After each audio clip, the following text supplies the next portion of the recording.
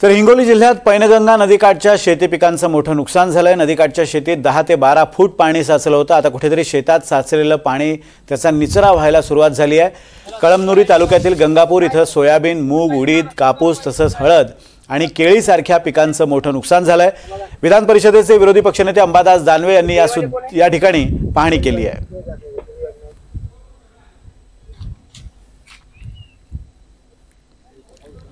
आणि या नुकसानग्रस्त शेतातून आढावा घेतला आमचे प्रतिनिधी समाधान कांबळे यांनी।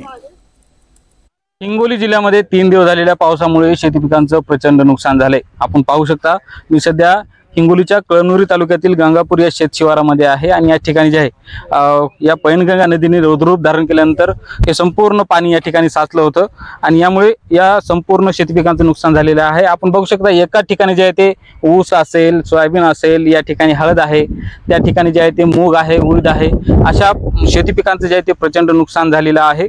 राज्याचे विरोधी पक्षनेते अंबादास दानवे यांनी या भागाची आज पाहणी केलेली आहे आणि शेतकऱ्यांना ते शेतकऱ्यांसाठी आहे। अंबादास दानवे आले होते, काय म्हणाले तुम्हाला?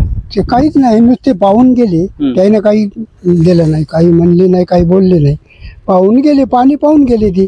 बरं, आज पोळा सण आहे आणि सगळं शेती पिकांचं नुकसान झालं तुमचं? नुकसान आमचं खूप झालं हो। आजची सोय नाही आमची खाण्याची, साहेब हो, आजची सोय नाही। आम्हाला काहीतरी द्यावं, हे कर्ज लोन उचललेलं आहे, लोन माफ करावं, असं काहीतरी केलं तर आम्ही जगू शकल, नाही तर काय आहे आमचं?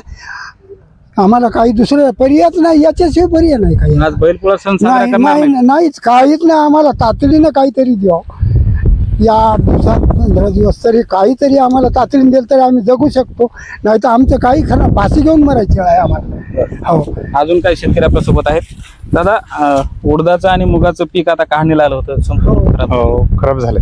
खराब झालं, टोटल चक गेले, लाळ बसला, कडून गेले। किती काय करत होता मूग होता 1 एकर।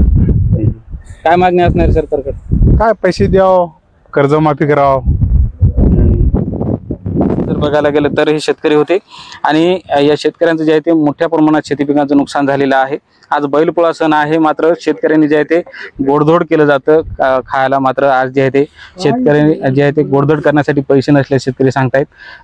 त्याचबरोबर जे शेती पिकाची पंचनामे करून नुकसान भरपाई देण्याची मागणी सुद्धा शेतकऱ्यांकडून केली जात आहे। आता मायबाप सरकार हे शेतकऱ्यांचं ऐकणार का आणि शेतकऱ्यांना नुकसान भरपाई देणार का, हे पाहणं महत्त्वाचं असणार आहे। समाधान कांबळे, NDTV मराठी, हिंगोली।